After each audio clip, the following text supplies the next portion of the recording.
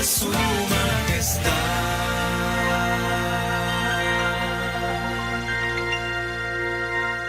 Leí la historia de Melanie, que cuenta que su hijito nació con una sonrisa en el rostro.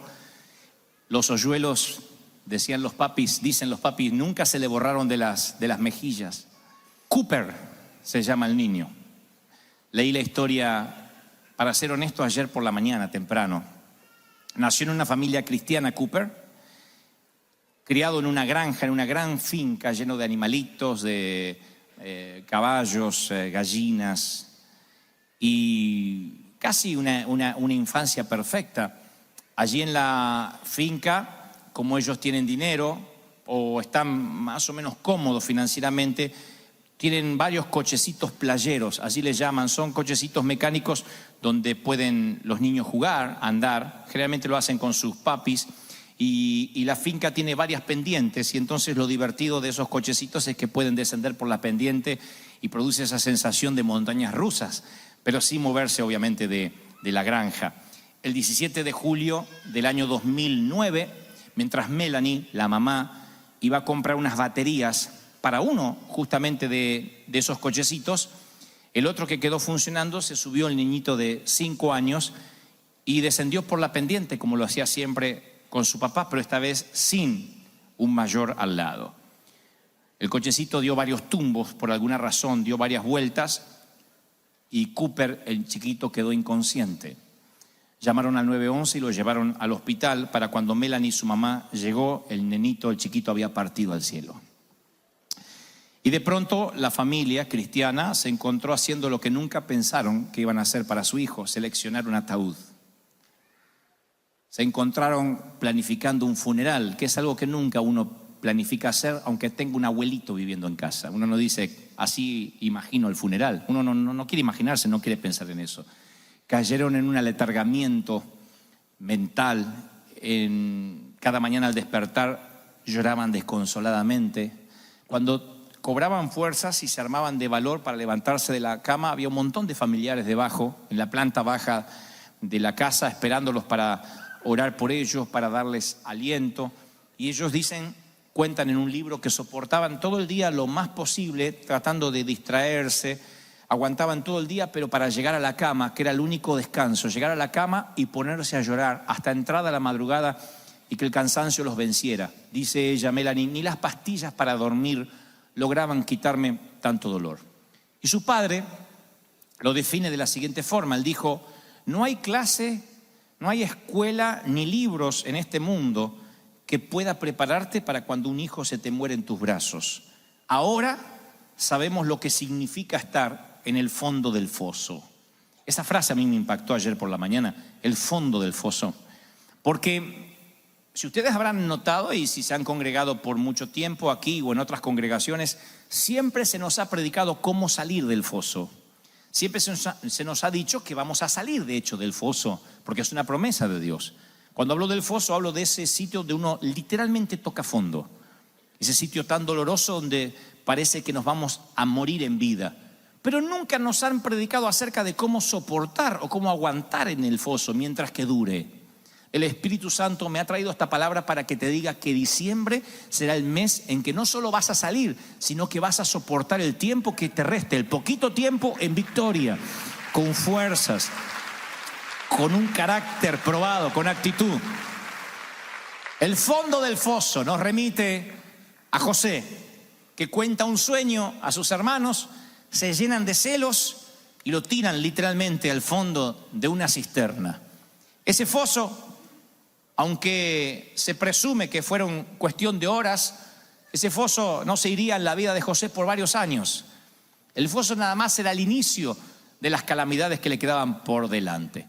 De ser un niño mimado a terminar en un foso. Y luego supo José, de ser el preferido de papá, lo que se vivía en una subasta de esclavos en Egipto.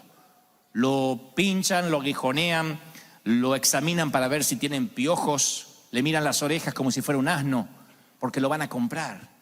De ser el mimado de papá, de usar la ropa Armani, de repente tiene apenas lo opuesto y como si fuese una suerte de animal o una bestia, le examinan sus genitales, sus oídos, sus cabellos, las fosas nasales, para ver si está sano y lo pueden comprar. Y lo compra un general que se ocupaba de la seguridad del faraón, un tal Potifar. Y parece que su suerte va a mejorar un poco, pero él no entiende ni el idioma, no entiende la cultura, tenía todas las posibilidades en contra y de hecho, insisto, por muchos días sucesivos, él no logró salir del foso, de ese primer foso que lo arrojaron sus hermanos. Si ustedes no conocieran la historia y no sabrían de Biblia, pensarán, ¿y qué pasó? Esto da para una novela, para una de esas historias donde cada vez le va peor y termina al borde del suicidio. Sin embargo, si uno sigue leyendo la historia de José, en solo 4 versículos, a pesar de que él sigue en el foso emocional, a mí me sorprende lo que descubro, porque dice que cuando lo compra este hombre, hablo de Potifar, que era un general, insisto, del faraón, dice la Biblia en Génesis 39:2, a José le fue muy bien allí, en la casa de su amo el egipcio, porque Dios, oigan que es el primer secreto que les regalaré, porque Dios estaba con él. Le fue muy bien, no dice, y fue liberado de la esclavitud, y fue sacado del foso, sigue estando como un esclavo, perdió todos los derechos, perdió su apellido, perdió su ID, su identidad, su cultura, su idioma. Sin embargo, la Biblia menciona una frase que se nos pasa por alto y no es una frase menor. Dios estaba con él. Y Dios estaba con él. Sigo leyendo y dice la Biblia, y el Señor estaba con José y las cosas le salían muy bien. Sigo leyendo, eso es el versículo 2 de Génesis, el capítulo 39. Sigo leyendo el versículo 3 y dice, y vio su amo, oigan, que Jehová estaba con él, con José. Un inconverso que no sabe quién es Dios, no sabe cómo luce Dios, no sabe de qué trata Dios, no sabe quién es Moisés, no tiene idea de lo que significa Israel ni Dios para Israel. Se da cuenta que Dios estaba con José. Leo el versículo 5 y dice, y Jehová bendijo la casa del loco egipcio, el loco lo digo yo, a causa de José. O sea, no se pierdan por favor lo que trato de decirle. José está en el foso. José no salió de la crisis. Y en el medio de la crisis es un canal de bendición a donde va. ¿Me están siguiendo? No dice, Señor, si tú me bendices, voy a poder bendecir, pero así yo no puedo bendecir a nadie. No dijo eso. Está en el foso, está como esclavo. Porque uno dice, bueno, pero estaba en una casa, pero es como esclavo. Está de esclavo, lo pueden matar en cualquier momento. Su cabeza ni siquiera tiene precio. Y sin embargo, Dios estaba con él. Un hombre que está en el foso, en el desierto, en el patio de atrás. No solo eso, sino que Dios bendice la casa de este Potifar a causa de José. De pronto quiero que entiendan lo que trato de decirles. El foso es bendecido a causa de quien está en el foso injustamente.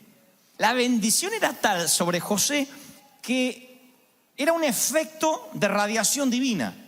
Donde él estaba generaba bendición. Donde él estaba alrededor todos eran bendecidos, aún estando en el foso. Quiero que entiendan lo que trato de decir. Porque yo puedo decirle, Abraham era de bendición, Moisés era de bendición, tú eres de bendición. Pero aquí hablamos de alguien que está en una crisis, que perdió a su papá, sus hermanos lo vendieron, que no tiene documentos, que no conoce la cultura, no sabe el idioma. ¿No será que necesitas lo que tenía José en tu propio foso? Dios era para José como una cobija, como una manta. Dice, y estaba sobre él, como una manta para un bebé. Y la bendición estaba sobre él. En el foso, o trabajando como esclavo, o en la cárcel, luego. Pero la bendición estaba sobre él. ¿No será que en lugar de pedirle a Dios que te saque urgente de tu foso, de tu propia versión de Egipto, tendrías que pedirle a Dios que aproveche esa oportunidad, que tú la aproveches para ser de bendición y para pasar por esta materia como una experiencia que pueda bendecir a otros? Y tú dices, ¿pero qué voy a bendecir si no tengo para comer? José tampoco. Sin embargo, donde él iba dejaba bendición. Tú tampoco conoces el idioma de la enfermedad, como José, que no conocía el idioma de Egipto. Tú tampoco conoces la cultura del divorcio, nunca estudiaste, nunca te enseñaron el vocabulario de la crisis.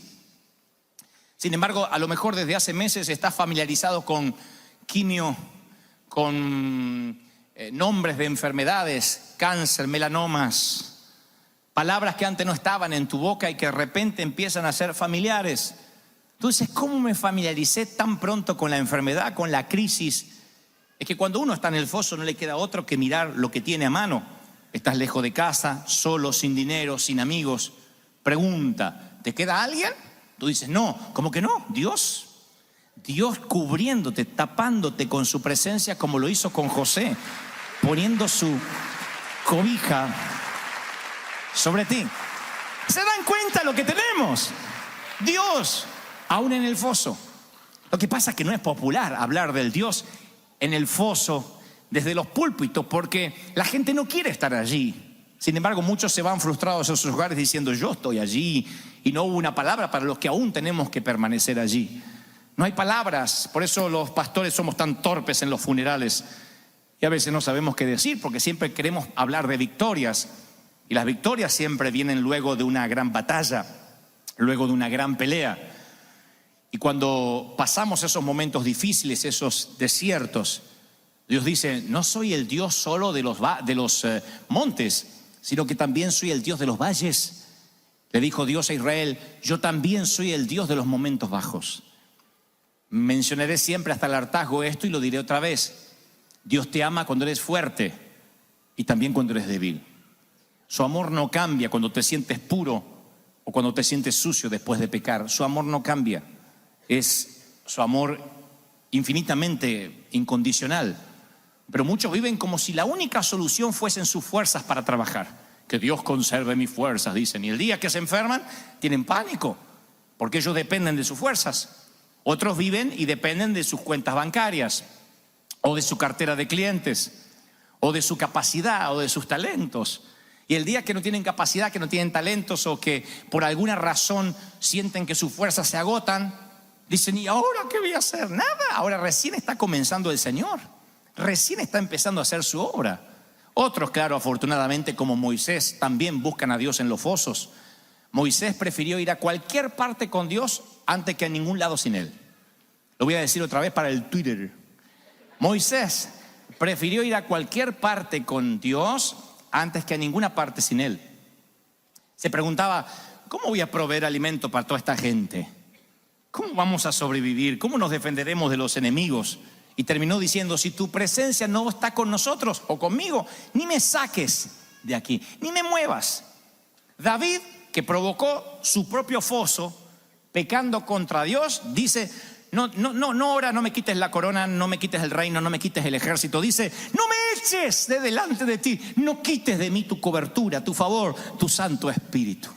O sea, iglesia amada, hijitos queridos, dice el Señor, entonces, ¿cuál es el secreto para permanecer en el foso? Tengo 4 principios que te los voy a regalar rápidos. Número 1, reclama en el medio de la soledad, en el medio del foso o de la esclavitud o de la cárcel, reclama la presencia de Dios. ¿Se lo van a acordar? ¿Se lo van a acordar, sí o no? Reclama la presencia de Dios. ¿Cómo? Siendo más esponja que piedra.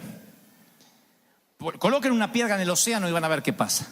Cambia de color, se puede erosionar con las décadas o las centurias, pero por dentro sigue seca, sigue igual. Ahora coloquen una esponja en el océano y van a ver cómo su esencia cambia, cómo absorbe el agua. Mi pregunta es, ¿qué vas a hacer? ¿Absorber o resistir? ¿Vas a tener un corazón de piedra o un corazón de esponja? Y tú dices, pero es que en el foso no me dan ganas de recibir. Pregunta, ¿vas a absorber o resistir? Porque los corazones de piedra nunca salen del foso. Los corazones de piedra, aunque Dios los saque de ahí, les queda el rencor adentro, porque nunca el Espíritu Santo los pudo penetrar. Yo escuchaba el testimonio de una dama que fue engañada por su marido y ella lo perdonó, pero después disfrutaba el poder que le había dado ese perdón, porque manipulaba a su esposo, porque lo tenía como un hijo, porque le había faltado el respeto y cualquier cosa decía, me vas a volver a engañar. O sea, había adquirido un poder de un perdón que no fue genuino y ella disfrutaba ese poder putrefacto, ese poder maquiavélico que le daba el que su esposo se hubiera equivocado. ¿Qué es esto? Un corazón de piedra. Y ella, si yo hablara con ella, me diría algo como: con lo que pasé, merezco que me haya endurecido.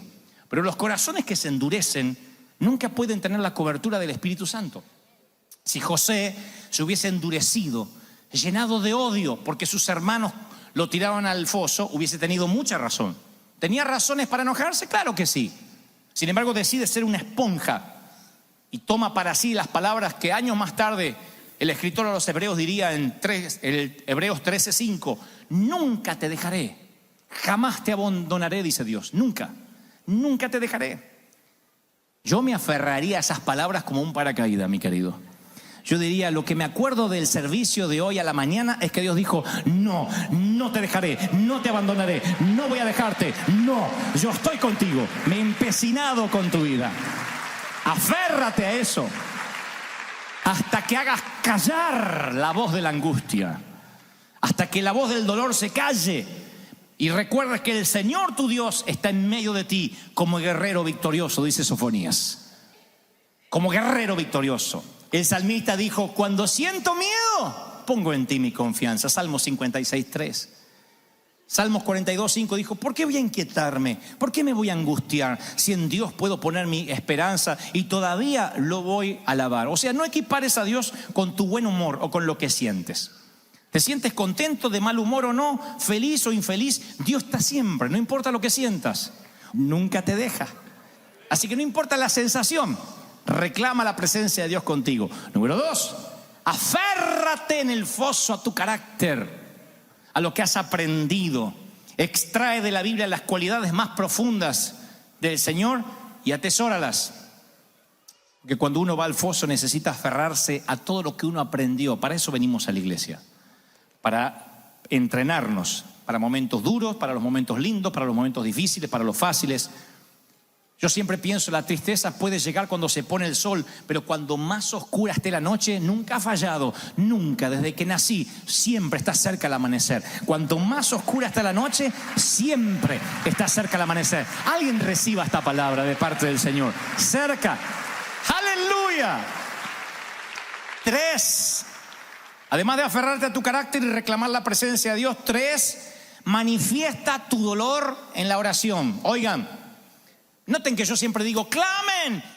Cuando estás en un foso te tienes que caminar por toda la casa. Camina por toda la casa, pero tienes que acostumbrarte a esas oraciones persistentes. ¿Estás enojado con Dios? Díselo. A veces es mejor levantar un puño cerrado a Dios que darle la espalda e irse. Díselo. Si estás enojado, díselo. Abraham se enojó con Dios. Moisés tuvo varios enojos con Dios. Si tienes un enojo, tienes que decírselo. Tienes que decírselo desde lo profundo del corazón. Señor, arrepiéntete de lo que vas a hacer, porque esto no puede ser. Después te darás cuenta que eres un necio. Apenas Dios te explique un poquito.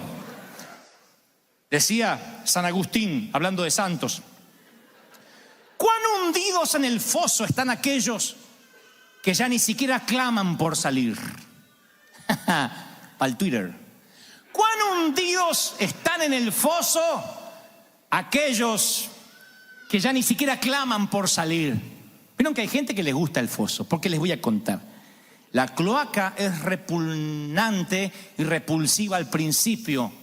Luego te acostumbras al olor a cloaca. O nunca han estado en un baño público de esos que carecen de higiene desde hace muchos siglos, pero tienes que ir porque no te queda otra, sino también vas a carecer de higiene.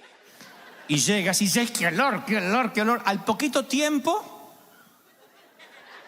sientes olor a pino. A pino silvestre. Y no siente porque se te acostumbra. Y hay gente que llega al foso, a la cloaca, y dice: ay, como Dios. Y después se acostumbra a la autoconmiseración, a que le tengan lástima. Hay gente que le gusta bien el pozo. Por eso hay gente que nunca quiere prosperar, siempre quiere que le den. Siempre quiere que lo bendigan. Hay gente que nunca da, quiere que le den. Es más bienaventurado para ellos recibir que dar. Son los que dicen: Señor, heme aquí, envíalo a él. Pero ellos quieren la bendición, toda la bendición, y que vaya el otro a trabajar. Pero ellos quieren la bendición. Se acostumbraron a vivir en el foso. Y cuando estás en el foso no te tienes que acostumbrar, tienes que reclamar salir y enojarte con Dios. Y por último, apóyate en la familia espiritual. El domingo pasado Dios nos dijo, tú no puedes elegir los padres, pero puedes elegir los mentores. Olvídate de los ermitaños, no funcionan en esta vida, de irte a una isla desierta. Adhiérete más que nunca a la familia de Dios si estás en el foso. Donde están reunidos 2 o 3 en mi nombre, allí estoy en medio de ellos. Cierta vez Israel peleaba contra Amalek y Moisés recibe una estrategia de Dios que mientras que Josué pelearía la batalla física allí abajo en el valle, él pelearía la batalla espiritual en oración en el monte. Y no pudo hacerlo solo, tuvo que orar con Aarón y Hur, que le sostenían los brazos. Y mientras que él tenía los brazos arriba, Israel ganaba, prevalecía. Cuando los brazos se cansaban, Israel empezaba a perder. Eso es un símbolo claro que no puedes permanecer solo. Por eso nos congregamos, no para cantar, no para escuchar mensajes, nos congregamos para fortalecernos unos con otros. Mi querido, como José, Dios quiere usar Egipto y el foso para enseñarte que Él está contigo, cubriéndote como la manta a un bebé. Pudiste haber perdido tu familia, todo lo que tenías, pero el Señor me dice que te recuerdes, yo estoy contigo y te guardaré donde quiera que fueres. Génesis 28:15. Yo estoy contigo, yo no te dejo. No te dejo. ¿Están recibiendo esta palabra? No te dejo. Yo estoy contigo.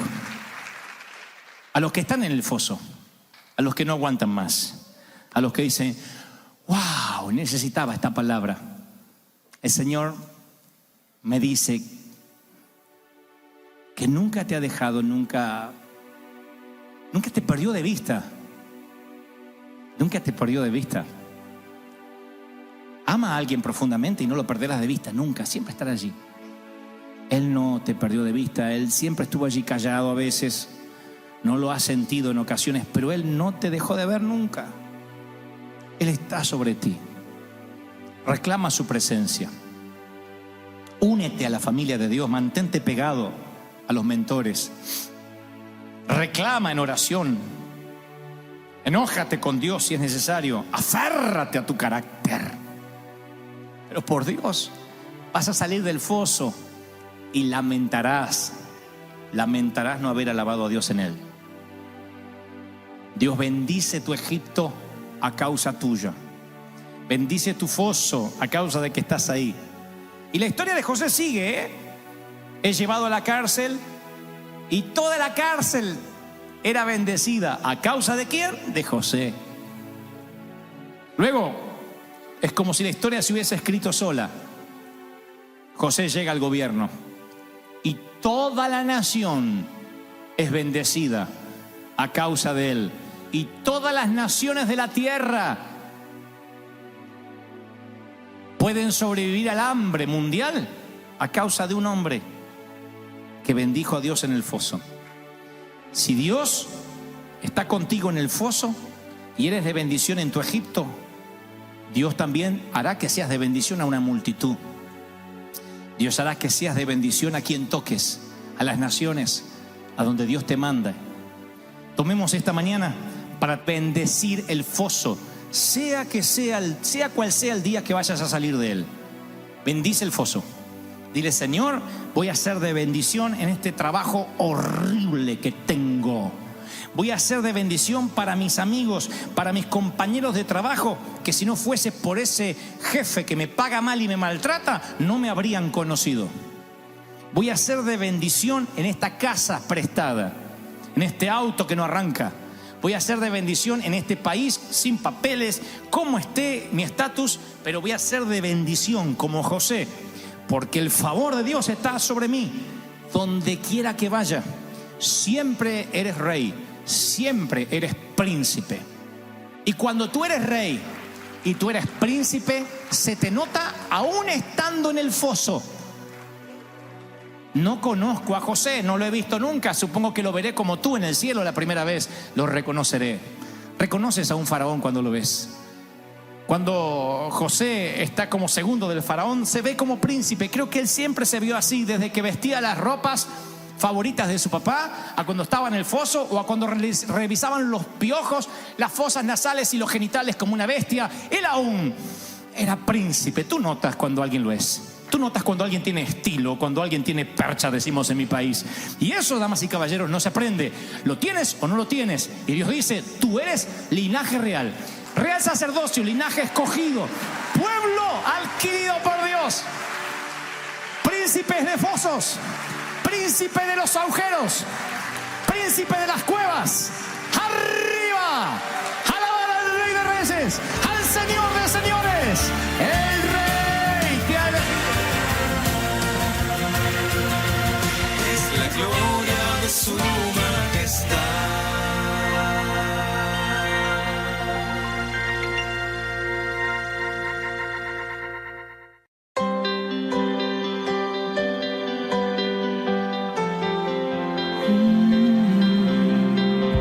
Viento de alguna otra parte, la llama no se apagará. Es un río que no se detiene. El arca por fin está en casa. El rey ha venido a morar. El avivamiento en calle Broadway. River Jet es un río que no se detendrá jamás.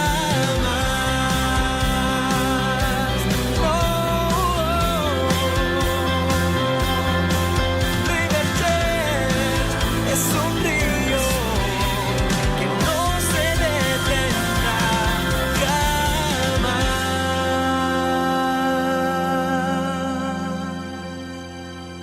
Cuando,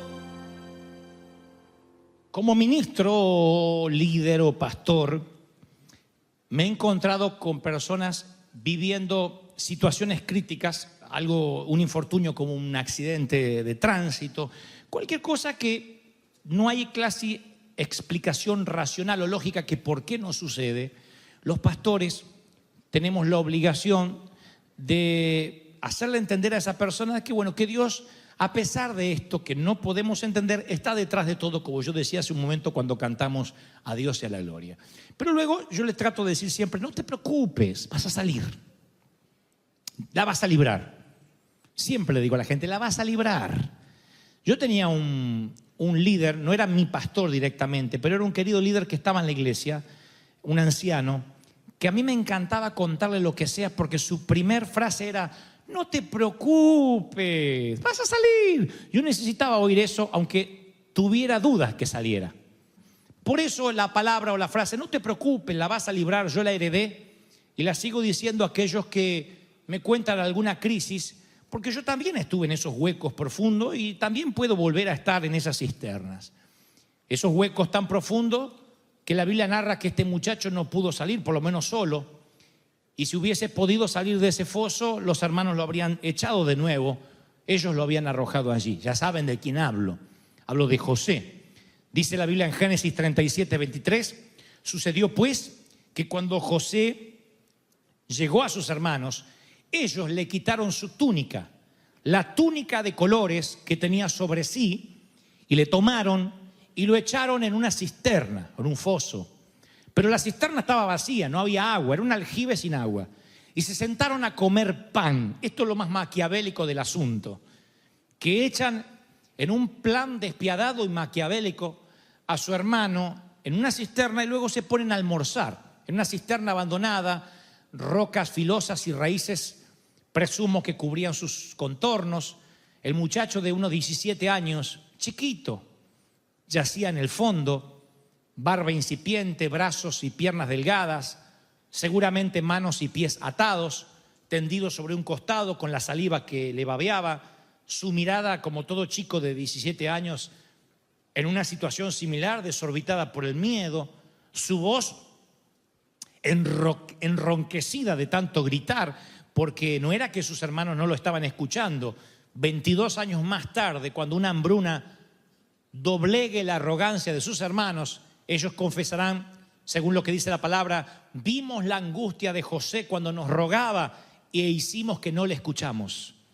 O sea que todo nos da la pauta de que él gritaba desde el fondo, no me hagan esto, son mis hermanos.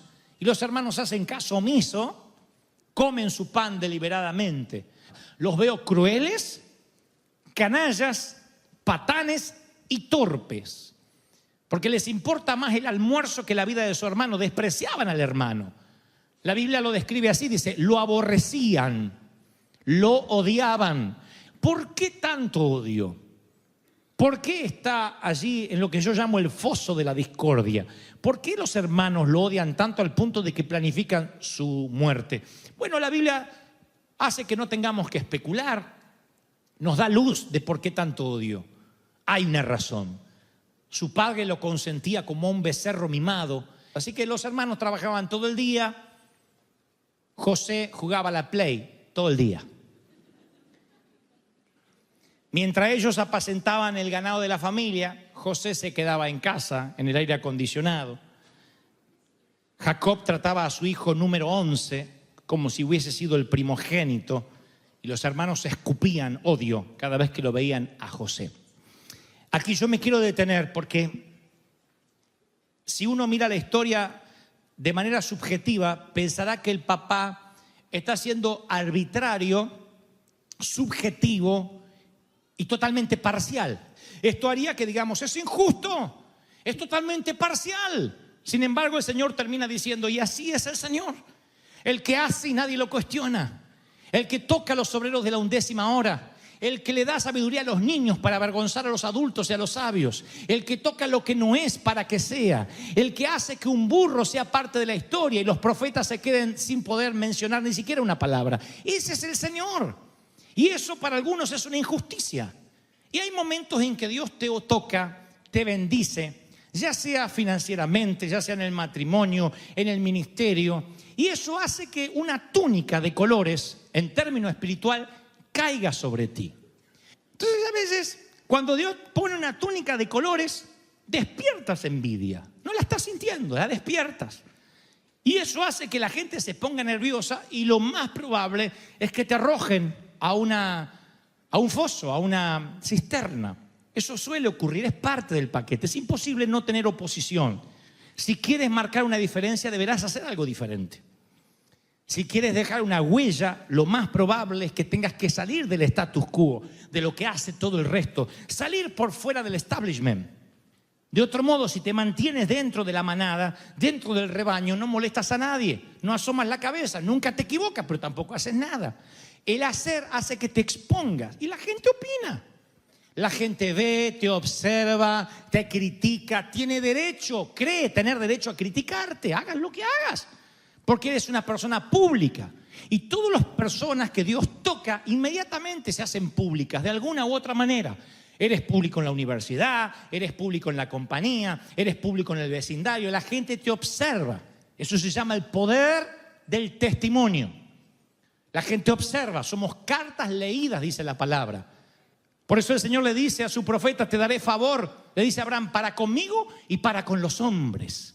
Te daré fama para con los hombres. Fama bien entendida no es anteojos oscuros, gafas oscuras y andar en limusina con guaruras. La fama bien entendida es, este realmente tiene el favor de Jehová. Este Elías tiene el verdadero Dios. El verdadero Dios es el Dios de José. ¿A quién otro vamos a adorar que al Dios de Daniel? Esa es la fama que le da la gloria a Dios. Que cuando te ven no les queda otra que mirar por encima de tu cabeza quién está contigo. ¡Aleluya! Ahora, los muchachos, los hermanos de José, aprovechando que estaban lejos de casa, quizá unos 90 kilómetros de la protección de papi, los hermanos le caen como una plaga de langostas encima. Quitaron a José su túnica, le tomaron y le echaron en la cisterna. Fue un plan sanguinario desde el principio, porque luego dicen, le diremos a papá que una bestia lo devoró. José no se imaginó lo que se le venía. Esa mañana no dijo, hoy me voy a poner ropa abrigadita para estar en el pozo. Él no tenía la menor idea que lo iban a echar a una cisterna y el ataque lo tomó por sorpresa y quizás así haya ocurrido contigo. Esto es lo que Dios me dijo que te diga hoy. Esta es la palabra, que quizás esto es lo que está ocurriendo contigo. Tienes una larga temporada en el pozo que apesta.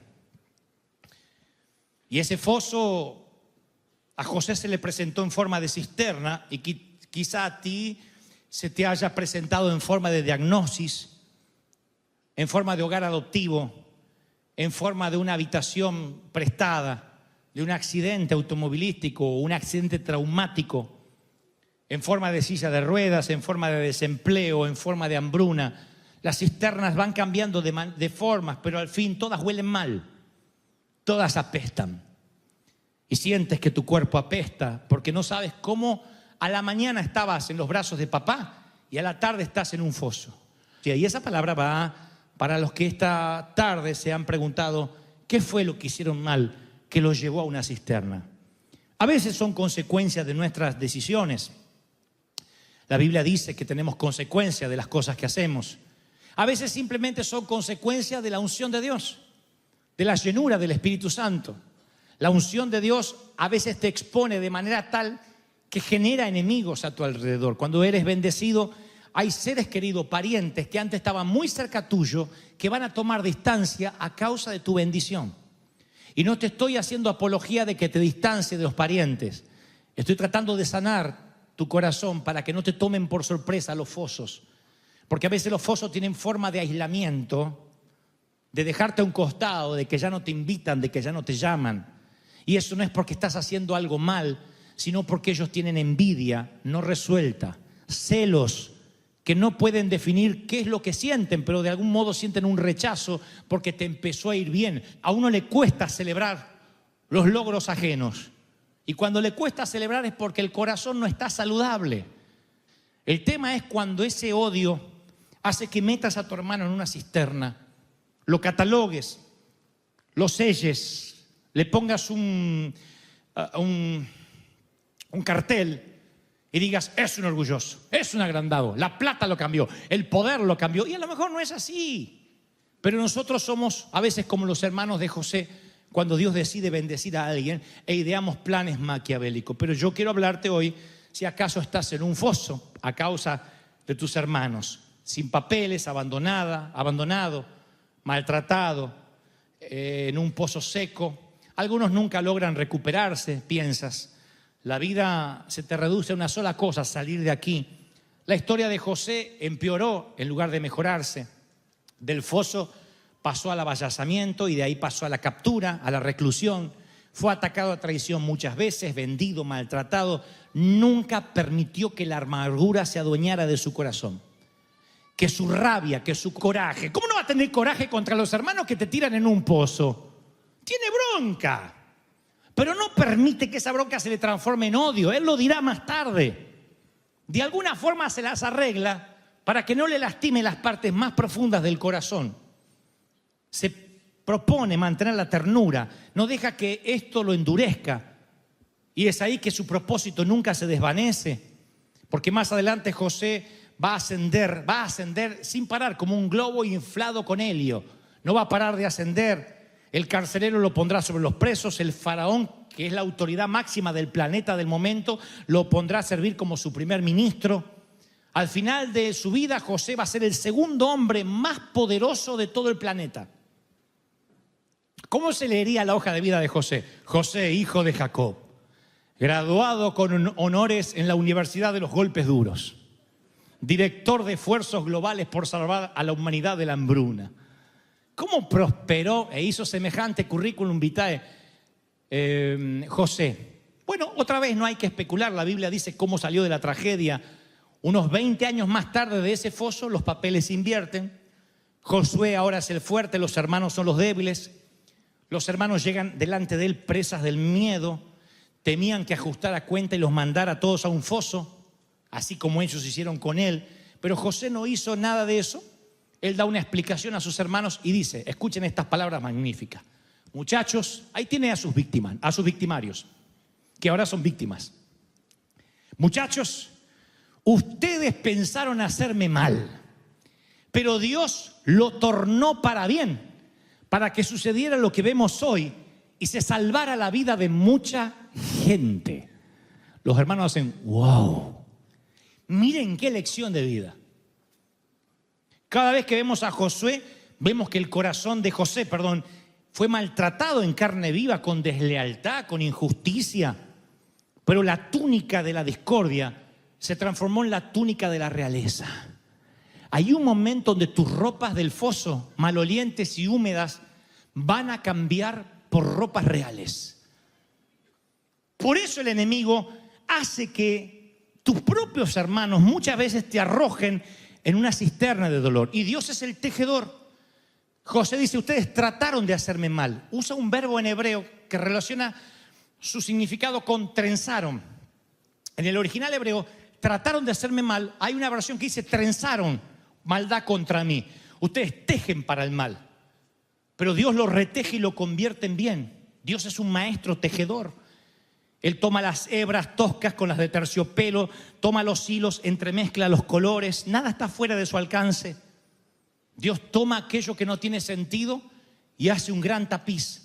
Vean los tapices como son, que de un lado, wow, es un ciervo o un venado tomando agua en el río. Y del otro lado ustedes ven unas hebras así cruzadas. Siempre de este lado es lo que vemos nosotros. El lado bonito es lo que ve Dios. Dios está viendo la vida de José y dice, estás llegando al palacio. Este pequeño muchacho adolescente de 17 años salvará al mundo del hambre.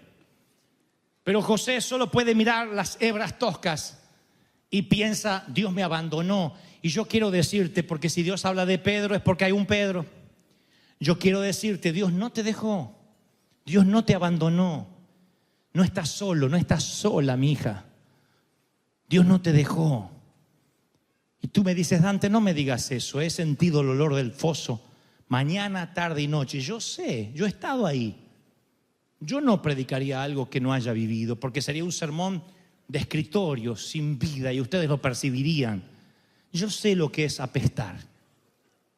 Un día me acusan de un robo a donde yo era gerente de una empresa musical y me tienen detenido toda una noche, me ponen un guardia de seguridad y aunque no estoy en la cárcel, me llevan literalmente detenido desde el mall hasta la oficina central donde yo trabajaba y toda la noche me tienen ahí con un aire acondicionado a full en pleno invierno y yo me sentí en un foso. Y si tú me decías en ese momento, Dante, ¿crees que saldrás de acá? Oh, no saldré de aquí.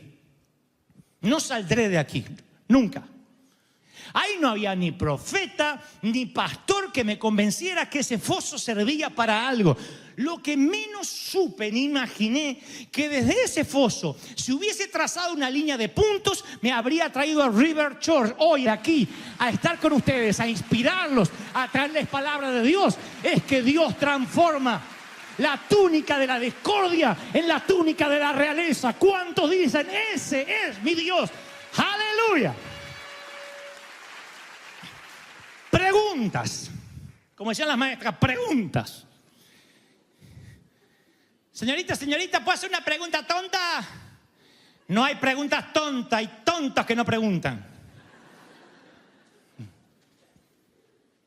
2 o 3 preguntas. ¿Qué te estás haciendo?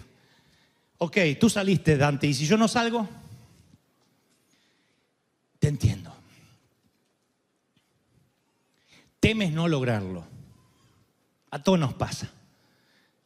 Tenemos la sensación que ese dolor nunca se nos va a ir, que los gritos nunca terminarán, que el dolor jamás se ausentará.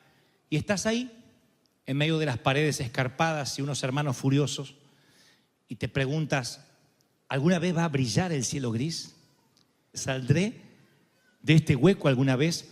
Hay una palabra maravillosa que a mí me ayudó. Justamente cuando me pasó aquel infortunio, descubrí una palabra que a Dios le encanta usar y es la palabra a través. Son 2 palabras, a través. Es una frase, a través. Me encanta esa palabra, esencialmente donde Dios la pone. Porque el Señor dice, cuando pases a través de las aguas, yo estaré contigo. Claro, lo que nos emociona es que Él va a estar con nosotros. Pero se nos va el detalle, a través significa que no te quedas en medio de las aguas. Cuando pases a través de los ríos, ellos no te anegarán. Y aquí otra vez celebramos, ¡ay, qué lindo! No me voy a inundar. Pero nos olvidamos que vas a atravesar. Cuando pases a través del fuego, no te quemarás ni la llama arderá en ti. Ok, celebremos que no nos ahogaremos ni vamos a incendiarnos. Pero hay algo que se nos ha escapado, es a través. Esto es el foso, no es para siempre, es a través. Lo pasas, termina. A través. ¿Vas a salir? Sí, es a través del foso, es a través de la... Alguien tiene que decir, Señor, qué maravilloso, no lo había pensado. A través. Aunque atraviese el valle de sombra y de muerte, dijo David, no temeré. Todo es a través. Cuando pases, recuerda, Dios está contigo. Tuvo que haber algo en el corazón de José que mantuvo su corazón tierno, de modo que no odiara y pudiera servir para el propósito. Segunda pregunta, la primera fue, ¿y si no salgo? Segunda pregunta, la que hacíamos cuando chicos, ¿va a doler? Y la respuesta es auténtica, tiene que ser auténtica. Porque al fin y al cabo ya hemos llegado a un nivel de confianza que no te puedo mentir. Ni aún en el afán de ayudarte o hacerte sentir mejor. Sí, no será sin dolor. Los fosos no son confortables. Los fosos no son hoteles de 5 estrellas. Los fosos son fosos y apestan. La salida del foso no será sin dolor. Dolerá. Y sería un canalla si te dijera que no. No es un dolor que no puedas soportar, porque la palabra también te promete que Él no te dará más allá, una carga más allá de por sobre tu umbral del dolor. Él sabe de qué estás hecho. Tercera pregunta. La primera, ¿saldré de esta? Sí, porque es a través. La segunda, ¿será sin dolor? No. Será con dolor. La tercera, ¿será rápido? Esa es la gran pregunta, la pregunta del millón. ¿Cuánto tiempo voy a estar en este foso? ¿Será rápido? No va a ser rápido. ¿Por qué? No porque Dios sea maquiavélico y no le importe que tú salgas, sino porque los procesos de Dios no están ajustados a nuestro calendario. No va a ser de un día para otro. José tenía 17 años cuando sus hermanos lo abandonaron. Y tenía por lo menos 37 cuando volvió a encontrarse con ellos. Y tardaría 2 años más para luego encontrarse con el padre. Dios se toma su tiempo. A Noé lo preparó para el diluvio 120 años. Constrúyeme un arca. Y yo creo que corría Noé porque dice, llueve mañana. 120 años preparándolo para un diluvio. 80 años preparando a Moisés para su trabajo. Entonces, respuesta a la pregunta, ¿será rápido? No, no va a ser rápido. Llama a Pablo para que sea apóstol y luego lo aísla en Arabia por 3 años. Olviden los profetas, vamos a Jesús. ¿Cuánto tiempo Jesús no hizo nada más importante que fabricar una mesa de cocina hasta que el Espíritu Santo viene sobre él, sobre el Jordán? 3 décadas. 30 años sabiéndose el Hijo de Dios y 3 años ejerciendo su ministerio. ¿No le daría eso una ansiedad, una desesperación sabiendo que eres el Redentor? ¿No es un desperdicio de tiempo 30 años en el foso de la carpintería, si se me permite la metáfora, para después 3 años nada más servir? ¿Cuánto tiempo va a tomar Dios contigo o conmigo? No sé, porque la historia del Señor, de Dios, no se cuenta en minutos, se cuenta en toda una vida.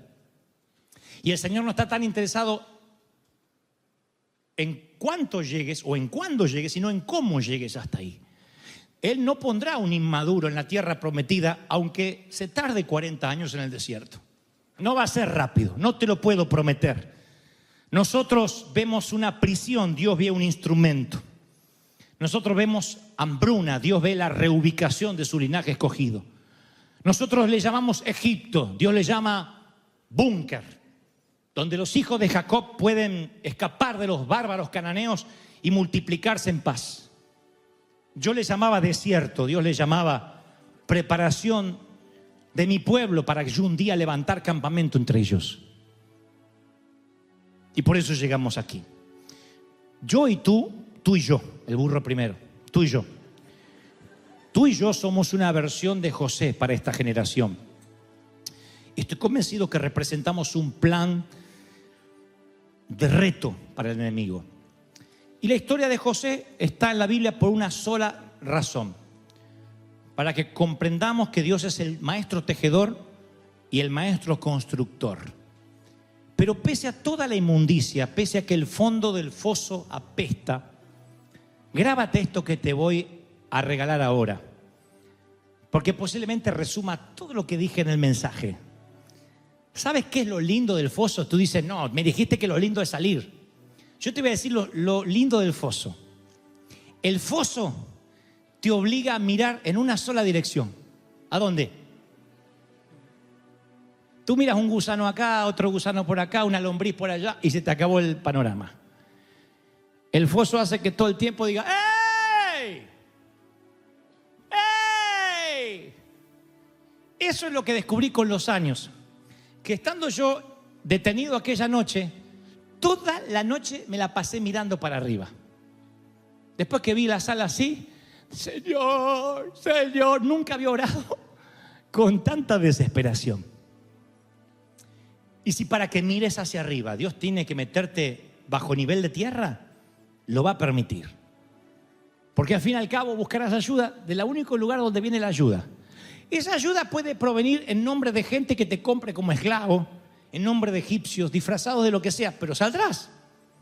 En el camino ascendente al palacio saldrás de esta. Pero el foso te obliga a mirar para arriba. Tú miras para arriba. Tú oras, tú buscas a Dios como nunca.